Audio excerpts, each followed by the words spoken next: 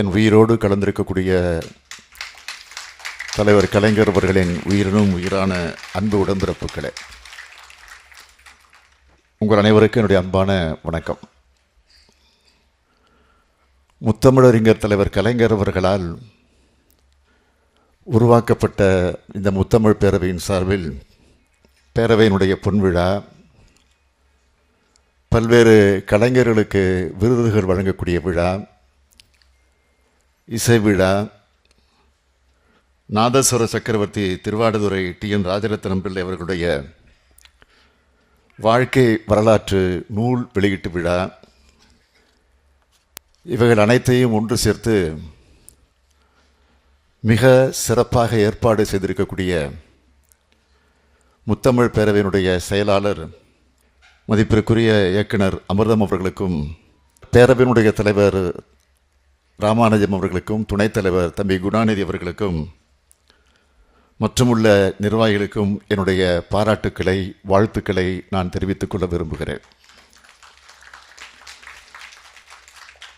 முத்தமிழறிஞர் தலைவர் கலைஞர் அவர்களால் உருவாக்கப்பட்ட இந்த முத்தமிழ் பேரவை என்பது ஒரு பெருமைக்குரிய ஒன்றாக, சிறப்புக்குரிய ஒன்றாக இருப்பதற்கு காரணம், இது தலைவர் கலைஞர் அவர்களால் தொடங்கி வைக்கப்பட்ட அமைப்பு.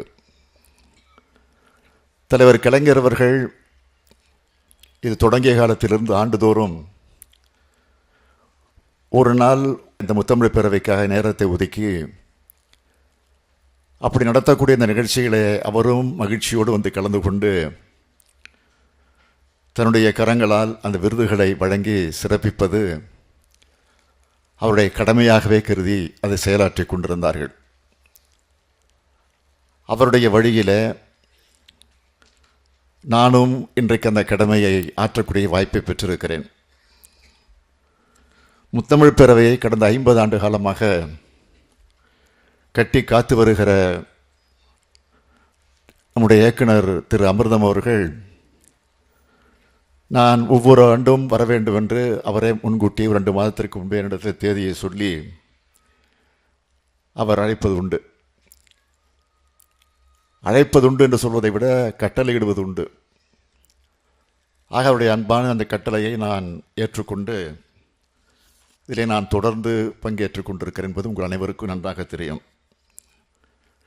இந்த அமைப்பு தொடங்கின காலத்திலிருந்து ஒரு பீடு நடை போட்டு சிறப்போடு, எழுச்சியோடு, ஏற்றத்தோடு இந்த முத்தமிழ் பேரவை நடந்து கொண்டிருக்கிறது என்று சொன்னால், குறிப்பாகவும் சிறப்பாக சொல்ல வேண்டும் என்று சொன்னால், அது இயக்குனர் அமிர்தம் அவர்களுடைய சாதனை என்பது பொருத்தமாக இருக்கும் என்று நான் கருதுகிறேன்.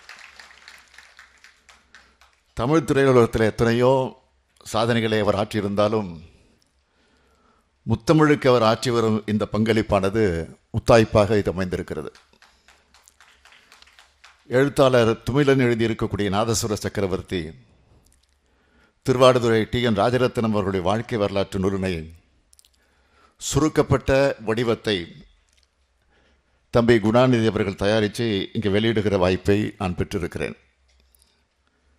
இசை உலகத்தில் முடிசூடா மன்னராக, ஒரு சக்கரவர்த்தியாக திகழ்ந்தவர் திரு ராஜரத்னம் அவர்கள்.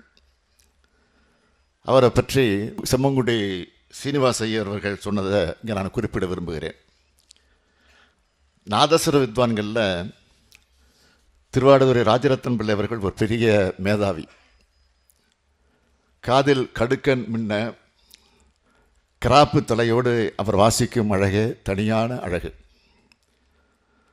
அவருக்கு முன்பெல்லாம் நாதஸ்வரம் என்பது ஒரு 1.5 முழந்தான் இருக்கும் நாதஸ்வரம்.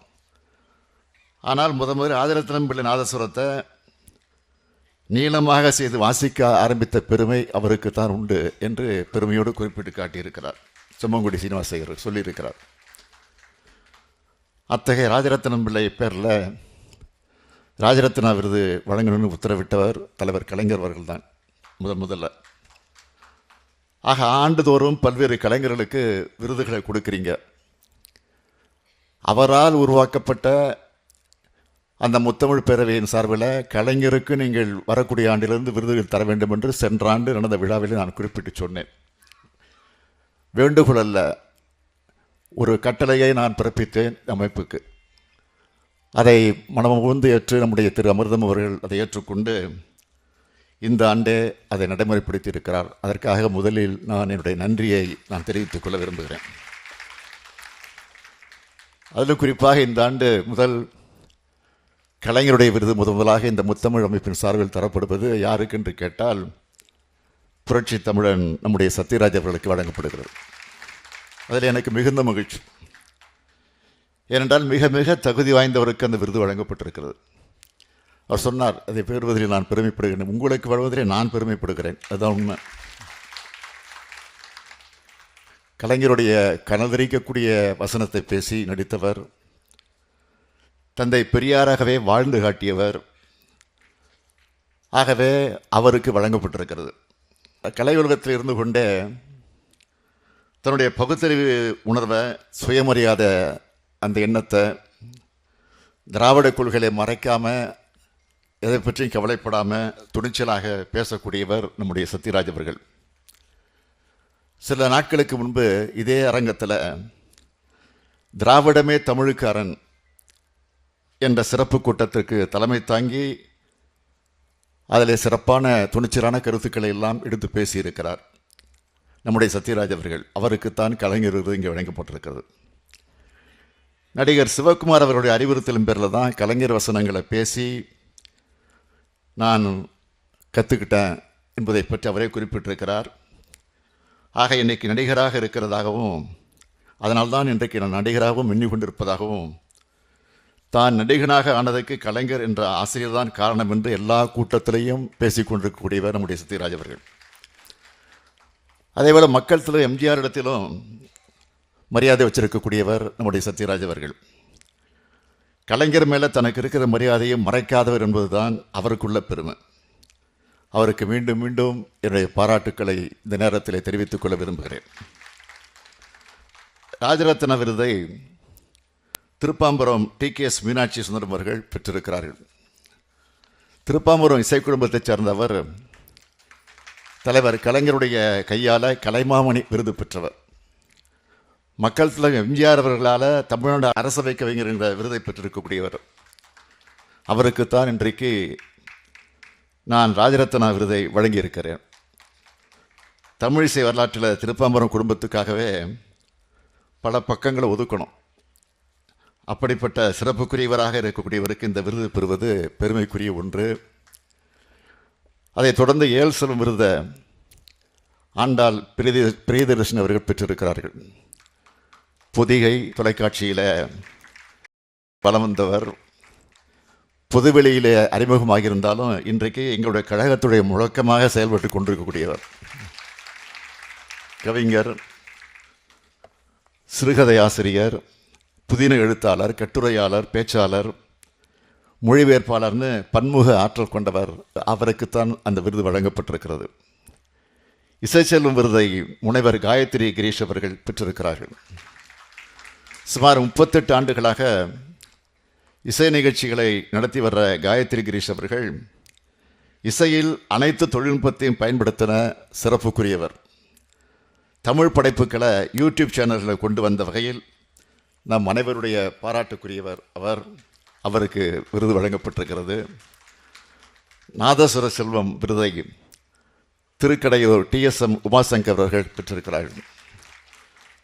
கடந்த 20 ஆண்டுகளாக நாதஸ்வர இசை உலகத்தில் வலம் வர்ற உமாசங்கர் தன்னை போலவே பல திறமைசாலைகளை உருவாக்கி கொண்டு வரக்கூடியவர்.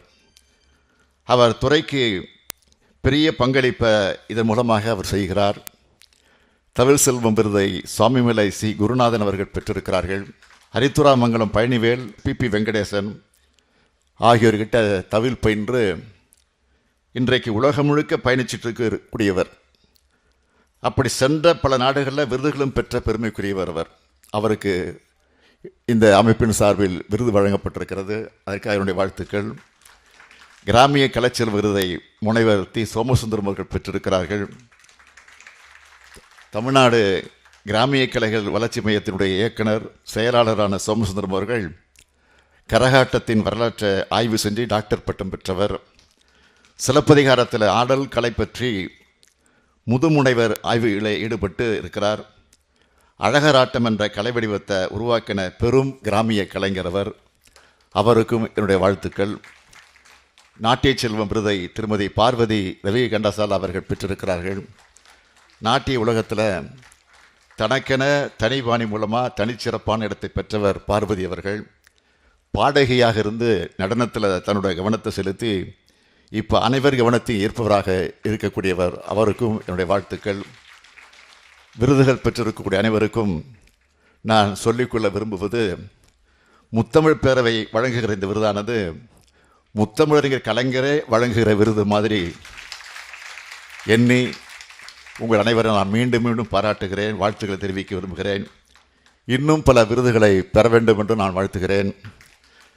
தலைவர் கலைஞரை ஏன் முத்தமிழ் அறிஞர் என்று போற்றுகிறோம் சொன்னால், பேச்சாற்றல், எழுத்தாற்றல் என்று இயல், இசை, நாடகம் என்ற 3 தமிழிலும் தம்முடைய தமிழாற்றலை முத்திரை பதிச்சவர் அவர்.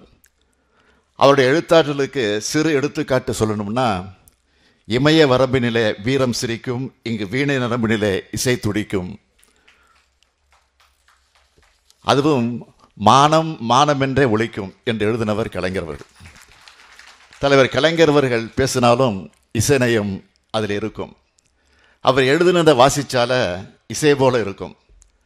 தலைவர் கலைஞருடைய மனோகர வசனம் எப்படி இசை வடிவமாக இருக்குன்னு என்னுடைய மகள் செந்தாமரையுடைய நாட்டிய அரங்கேற்று விழாவில் இசைஞானி இளையராஜா அவர்கள் பாடியே காமிச்சார்.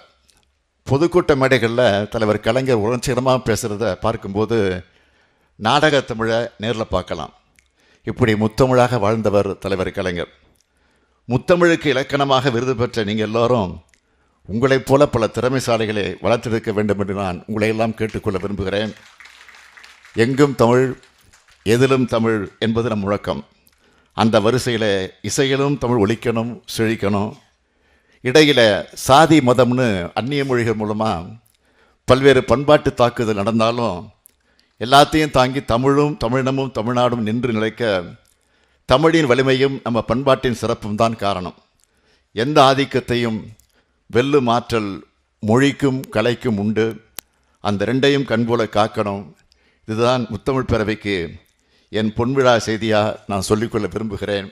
இது 50ஆம் ஆண்டு விழாவோடு நின்று விடாமல் நிச்சய 100ஆண்டு விழாவையும் தொட வேண்டும் என்று நான் இந்த நேரத்தில் கேட்டு, பல்லாயிரம் ஆண்டுகளுக்கு தனது கலைப்பணியை தொடர வேண்டும் என்று மனதார நெஞ்சார சார்பில் மட்டுமல்ல, நம் நெஞ்சமெல்லாம் நிறைந்திருக்கக்கூடிய தலைவர் கலைஞர் அவர்கள் சார்பில் தெரிவித்து என் உரையை நிறைவு செய்கிறேன். நன்றி.